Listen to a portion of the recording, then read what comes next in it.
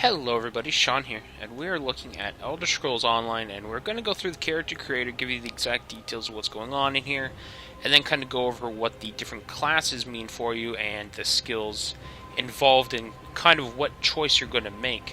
So the first thing, left hand side, you have your novice gear, veteran gear, no gear. Common option in MMOs these days. It gives you an idea of how crazy awesome your guy is going to look later in the game, what he's going to kind of look like in the beginning areas of the game.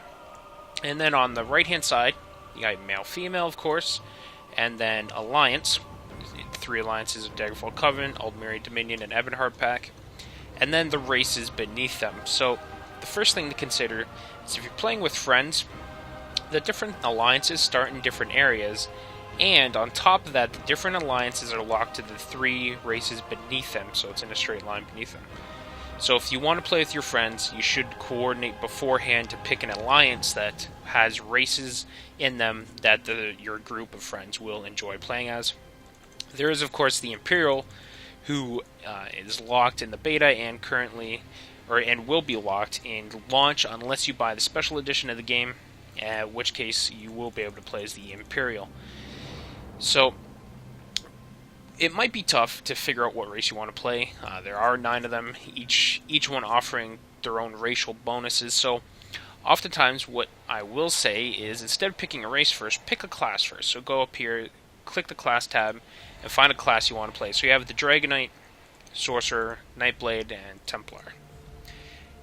Dragon Knight and Templar are kind of similar in that they can fill multiple roles within a party. So Templar has healing skills, so he can be strictly a mage if you want, even though you see him wearing armor like this. Could be a mage healer, can be a tank, and I believe he also has some good crowd control, so he could be kind of a support character. Same for the Dragon Knight. Can play a tanking role, could fill a DPS role with his Ardent Flame skills, and then can also do some supporting damage type stuff. Sorcerer, obviously long range character, mage, can just blast spells at the enemy, can summon Daedric companions to help him out, and again has very good crowd control. Typical stuff you'd expect from a mage. And then the Nightblade is actually the only class that's a little more focused than the rest. Gonna deal primarily with doing either DPS or enfeeblement, hindering the enemy. So no matter what kind of Nightblade you play, you're going to be doing a ton of damage, but depending on the skill tree you pick, it'll be a ton of damage that also hinders the enemy, so slows, crowd controls, that kind of stuff. Or you could be very good at soloing. There's a whole skill tree dedicated to kind of life steal, life return, kind of keeping you alive, sustaining your character for as long as possible. So very, very powerful solo class. So once you know what class you want to play, you can actually go back and then pick a different race. So let's say we want to be a Templar. Well, if you're going to play Templar, and let's say you want to be the Templar Mage, well, there's certain races that are naturally gifted with magic. So the Dark Elves, for instance, are good with magic, but not this kind of magic. So we want to find ones that might be a little better. So naturally, if you've played Elder Scrolls before, you know the Aldmeri, very, very good with magic. The High Elf, and it's not that it's going to be an overwhelming bonus. So if we played an Orc and we wanted to be an Orc healer, gotta love how the Orcs look. If you want to be an Orc healer, you can totally do that. But it's one of those situations where if you want the absolute most power, the most utility, versatility out of a class, you do want to try to pick a race that's going to suit it. And this is going to be what you play for the entirety of your experience. You're not changing classes and you're not changing races. You can roll multiple characters, of course, but a character is locked into what you pick. So if we pick the High Elf, and then we pick the we don't get to pick, but we will be part of the Aldmeri Dominion, and we're going to be the Templar. So then we'll move on. You have your basic character customization stuff, what you would expect from an Elder Scrolls game. Obviously, it's not quite as crazy as you might see in other Elder Scrolls, where you can just make some pretty outrageous looking characters. They do have to limit you a little bit, or else there might be issues when putting on pieces of armor and whatnot. So once you go through that and you pick the kind of character you want, thin, muscular, then you can pick your name. So we'll say High Elf the Templar, because I am the best at creating original names. So then you'll get jumped into the game here, and you'll start in the Whaling Prison. Everyone starts in the Whaling Prison. This is kind of the entry zone, the tutorial zone, if you will. If it's your first time, take your time to go through it, enjoy the scenery, do the quests, make sure you're reading. Remember, Elder Scrolls is very, very big on the story, so if you're not listening to the story, you might not have that good of a time. So once you're in here, you can just hit Alt to bring up the menu, and you can quickly just go to your skills. So beforehand, I highly encourage you, everyone, before you pick your characters, go to our wiki. You can see all the skills, all the racial skills, all the classes, all that stuff beforehand, so you can read over the wiki, find a race you like, find a class you like, so the moment you get in the game, you can just click, click, click, done.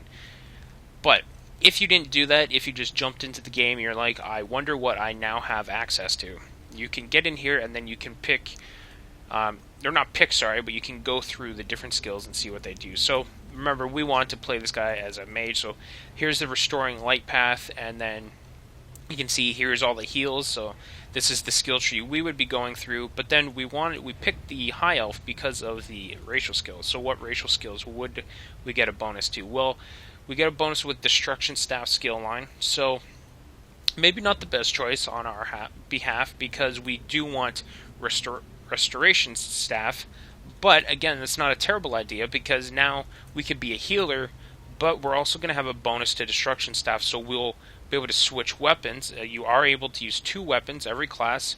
Once you reach level 15, you can have 2 weapon slots.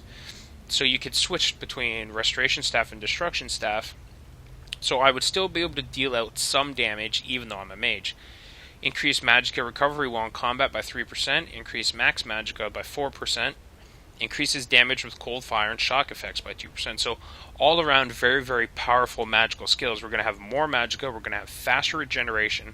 We have more XP coming in with the Destruction Staffs, and then we're going to deal bonus damage with the Destruction Staff skills because of that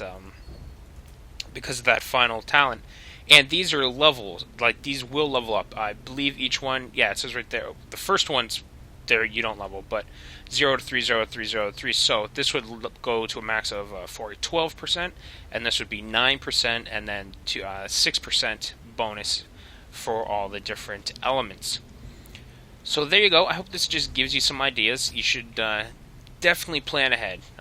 If you're an MMO player, or if you're coming into Elder Scrolls for the first time, Elder Scrolls Online, I should say, for the first time, this does require a little more planning than your typical Elder Scrolls game. You can, of course, play whatever you want. There are all the different skills here. You can see you have your different class skills. So you could be a mage that uses a bow if you want. You could be a mage that wears like leather armor or heavier armor, and you could dual wield if you so chose. You don't have to be restricted to the typical mage in the back row with a staff slinging healing spells at everyone. You can play it however you want. In that very Elder Scrolls way, those options are available to you. But of course, there are ways that are going to kind of be more beneficial to everyone if you play them in that regard. And of course, same as any Elder Scrolls game, the more stuff you try to do, the less specialized you will be at one specific thing. So keep that in mind. Again, this is an MMO primarily. This is not the Elder Scrolls single player experience. So as much as you might want to be the master of everything, that's simply not going to be possible in an MMO experience. So you do have to specialize, pick 1 or 2 skills only to level up. So again, in the case of this, we are playing a mage, so we want to do Restoration Staff and then Destruction Staff on the side, and maybe light armor so that we can get some decent skills out of it, as well as just being in the back row, so we don't need medium or heavy armor. But anyways, I thank you for watching. Again, I hope this helps out, gives you some ideas on what to do, what to pick, and just how to go about it. Again, I encourage you to check out the wiki for all the information regarding skills, classes, characters, races, and all that jazz. I thank you for watching, and we'll see everyone next time.